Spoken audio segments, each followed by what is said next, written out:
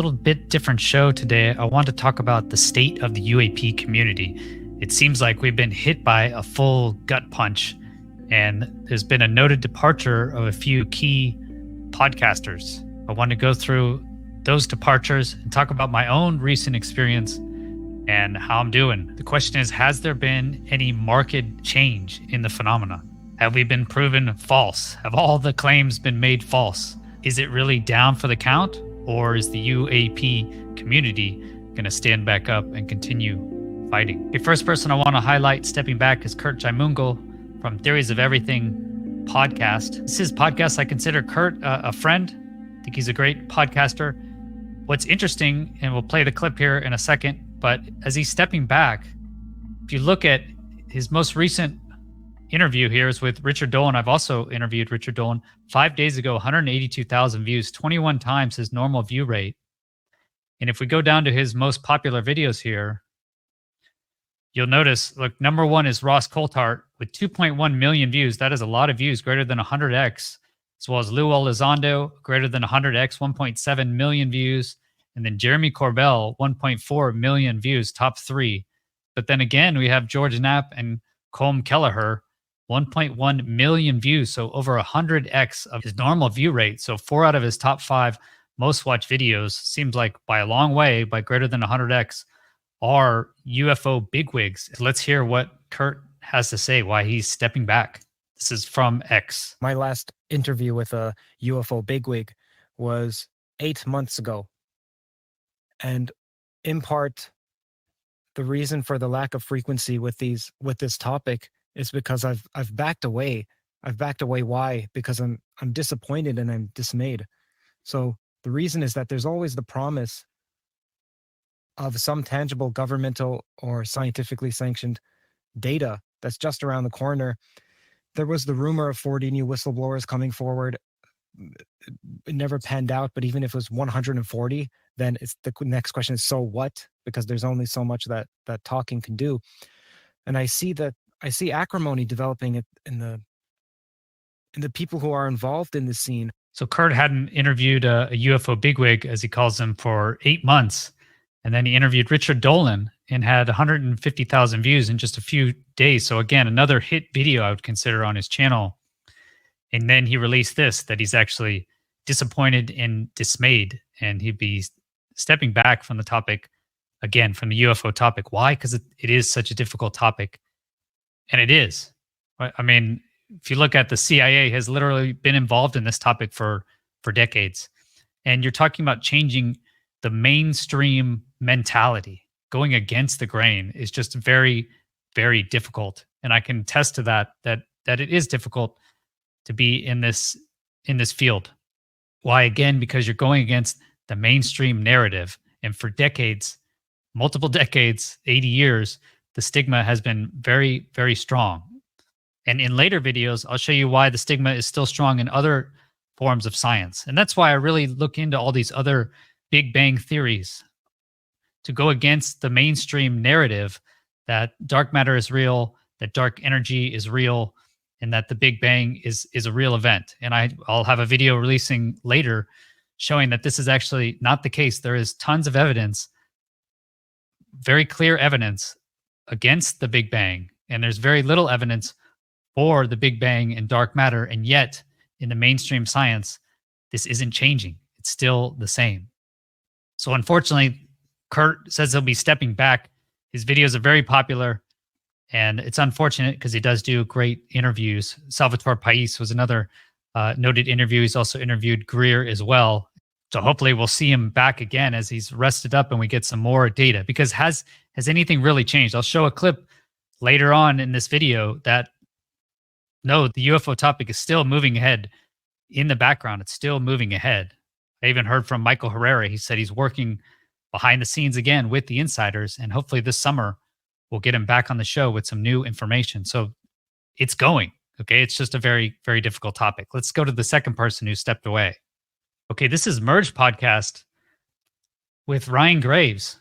And unfortunately, this is the last interview on the Merge Podcast was 5 months ago. And since then, he's only released one video, which is really the Merge Podcast 2023 year in review.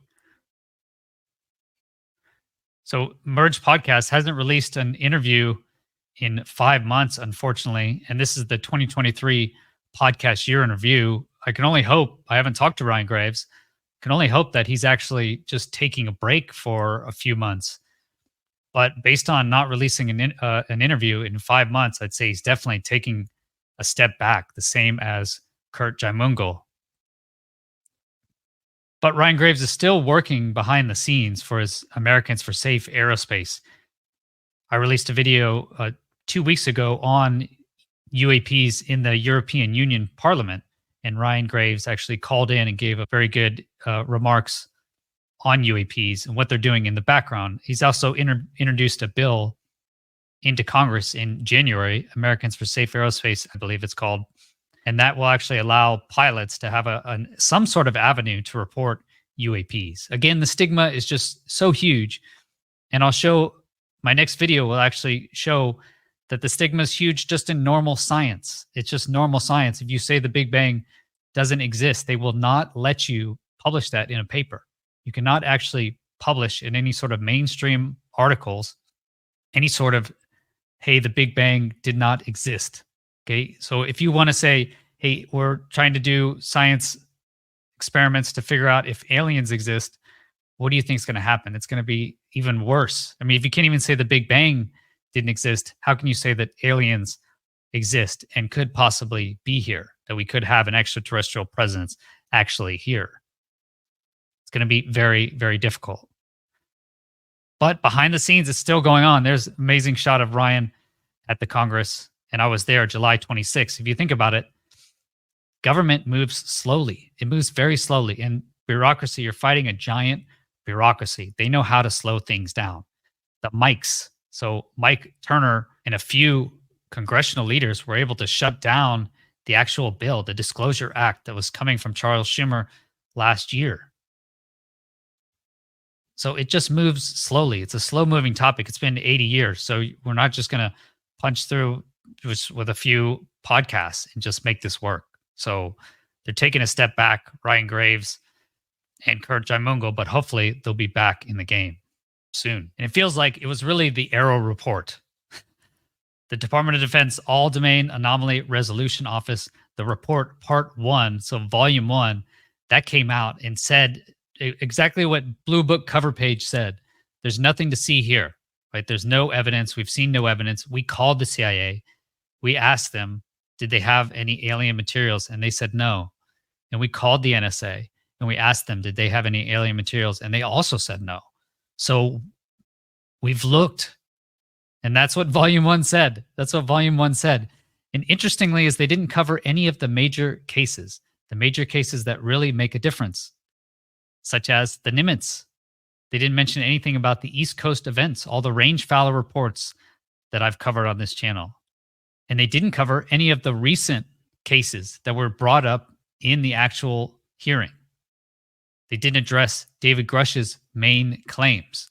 The 40 whistleblowers, now up to 50 whistleblowers, have not all even testified to Arrow. And again, Arrow tried to contact them. They called David Grush, and yeah, he just never called him back.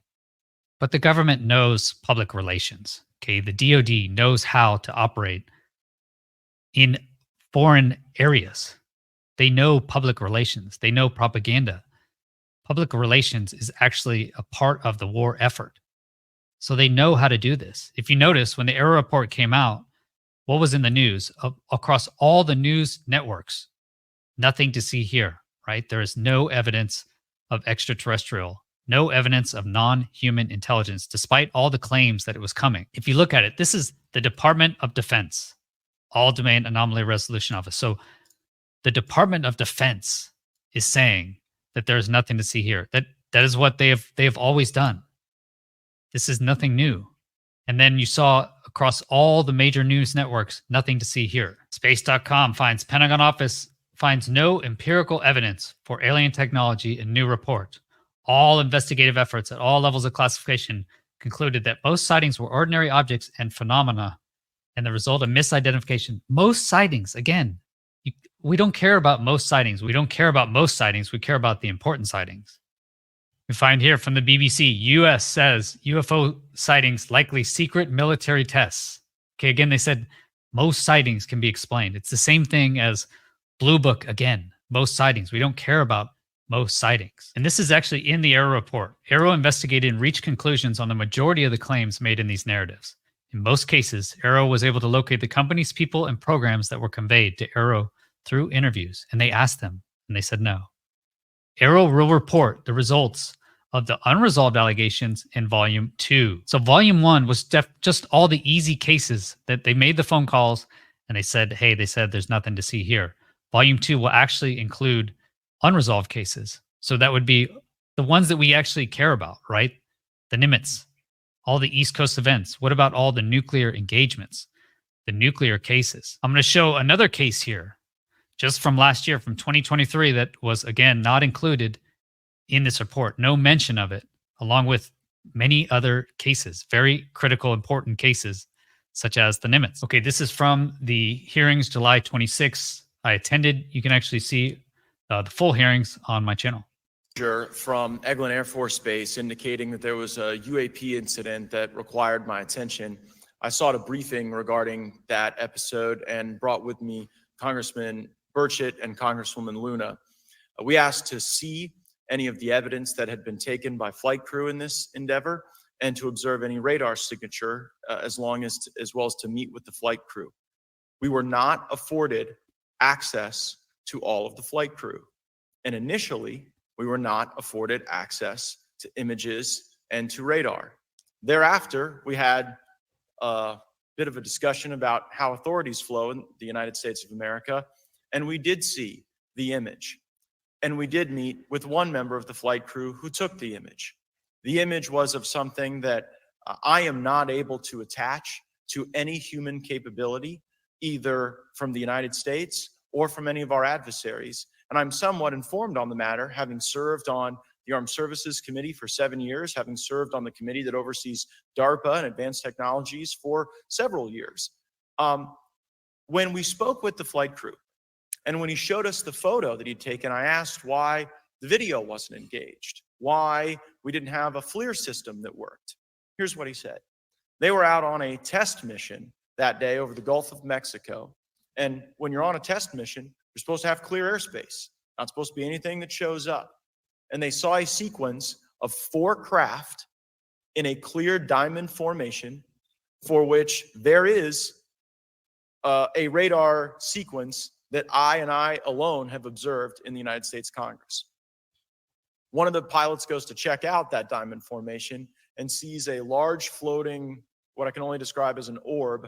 Again, like I said, not of any human capability that I'm aware of. And when he approached, he said that his radar went down. He said that his FLIR system malfunctioned and that he had to manually take this image from one of the lenses, and it was not automated in collection as you would typically see in a test mission. So I guess I'll start with Commander Fravor. How should we think about the fact that this craft that was approached by our pilot had the capability of disarming a number of the sensor and collection systems on that craft? Okay, so again, you can go to my channel, that live stream, and actually check it out if you want to hear David Fravor's response. But that is just an amazing account. And that account from Matt Gaetz, whatever you think of him politically, right? He's done an amazing job for UAP disclosure. And he's been on the Armed Services Committee for, he said, 7 years there. And he responded to this actual account of this amazing UAP, right? So they have radar hits on it. There shouldn't be any other aircraft in that airspace. And this is definitely Air Force. He said it's at Eglin Air Force Base. We don't know the actual aircraft, but it sounds like an F-16 to me.